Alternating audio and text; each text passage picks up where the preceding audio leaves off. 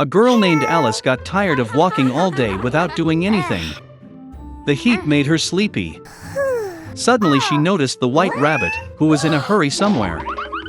It seemed strange to the girl that he was talking to himself and kept looking at his watch. Burning with curiosity, Alice rushed after the rabbit, and without hesitation jumped after him into the hole. Inside was a deep well, the walls of which were lined with bookcases. Alice fell very slowly and managed to see everything properly.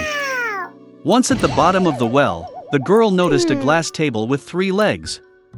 On it lay a small golden key and some kind of bottle. Alice tried to open the door with the key, but it was too small. Looking around, she saw a small door.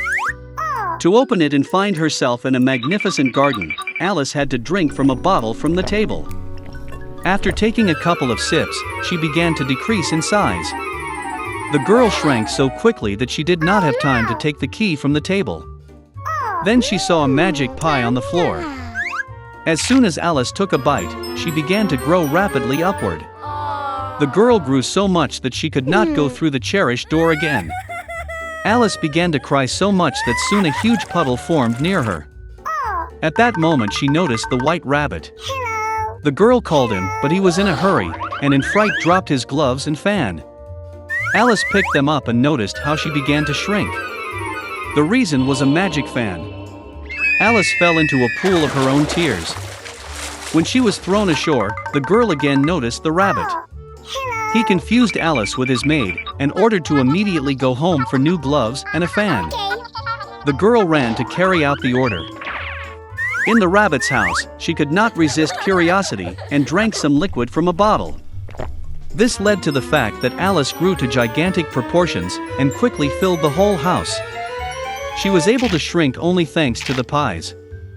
Having regained her previous dimensions, the girl ran away. Soon she saw a huge mushroom on which a large blue caterpillar was sitting. Alice complained to her about her constant changes in height. The caterpillar advised the girl to eat a piece of mushroom. Alice ate a small bite and finally returned to her normal height. And she went on. Suddenly, Alice saw a house. Going inside, the girl was in the kitchen, in which she saw the Duchess with a crying baby in her arms. A huge cat was sitting on the floor, smiling from ear to ear. The Duchess explained to Alice that he was smiling because it was a Cheshire cat. Suddenly the cat disappeared and the baby burst into tears. The Duchess gave the child to Alice, and she herself went to the Queen. The girl was surprised to find that she was not holding a child, but a real little pig. When the cat reappeared, he advised Alice to find the March hare. And then he disappeared, and only his smile remained in the air. The girl hit the road. Soon she saw the house of the March hare. Alice came just in time for the beginning of the tea party. The table was huge, but only the March hare, the Mad Hatter and Sonia the Mouse were sitting at it. They would not let anyone sit at the table, and said that there was no room. Alice learned that they were forced to drink tea incessantly as punishment for killing time. The hare and the Hatter mocked the girl in every possible way and ridiculed her. Unable to tolerate such rudeness, she silently got up and left. Soon Alice found herself in a wonderful garden. She noticed gardeners who looked like playing cards. They dyed white roses red. The girl was very surprised at this. She learned that their queen loved red roses, and only white ones grew. The queen executed her servants for the slightest offense. The gardeners said she was judging the servant who stole the cookies right now. Alice was very interested, and she went to court. There she saw the March hare and the Mad Hatter testifying. When they finished, the queen suddenly summoned Alice for questioning. The girl replied that she knew nothing and ordered to let the servant go. The queen got angry and ordered to grab the girl. At that moment, Alice felt that she began to grow again. The girl realized that these were just cards, and she was not afraid of them. And at that very moment, the magic disappeared. Alice woke up in the same clearing where she first saw the white rabbit. There was a familiar landscape around, familiar sounds were heard. So it was only a dream, thought Alice. Once upon a time, a cunning and narcissistic fox lived in a dense forest. She deceived everyone, so none of the animals trusted her and did not want to be friends with her. Soon the fox got tired of being alone, and she invited her neighbor Crane to dinner. At first, the crane refused, remembering that the fox cannot be trusted. But the fox convinced him, saying that except for him, none of the animals wants to be friends with her. And most importantly, the fox invited him to become best friends. Crane was glad of this invitation, and after a while went to visit. The fox's soup was very aromatic. After setting the table, she sprinkled the food into large plates. The fox invited the crane to the table, and began to eat her soup with pleasure. But the crane couldn't taste it out of such a flat dish. He unsuccessfully banged his beak on the plate, and in the end remained hungry. The crane was upset, thinking that the fox was very inattentive to him. But he was a guest at her house, so he did not say anything about his resentment. Meanwhile, the fox finished the soup to the last drop. Seeing that the crane was about to leave, she asked in disbelief if he liked the dinner. No. The crane politely said goodbye, and went home hungry and upset.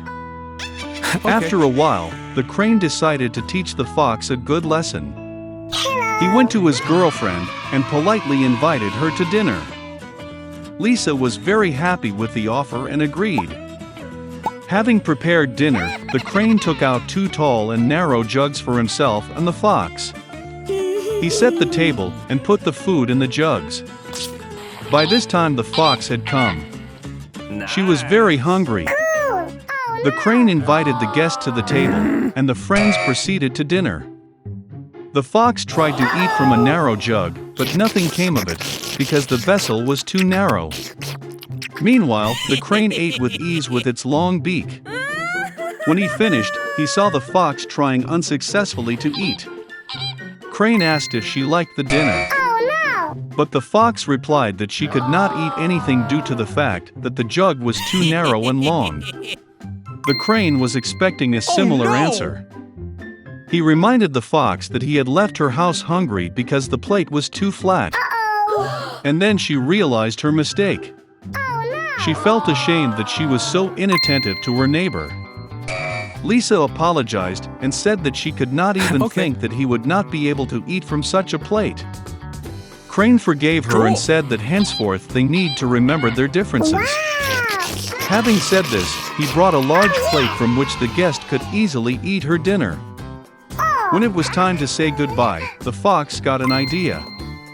She asked the crane to take one of his jugs to his home, so that he could easily dine with the fox. The neighbor liked this idea. He praised the fox, saying that if she uses her cunning and ingenuity for good deeds, she will have many friends. The fox and the crane laughed merrily. They have been best friends ever since. After some time, the crane came to say goodbye to its neighbor before heading to warmer lands. Left alone, the fox got bored. But she never forgot the words of the crane. Since then, the fox stopped thinking only about herself, and found real friends among other animals in the forest.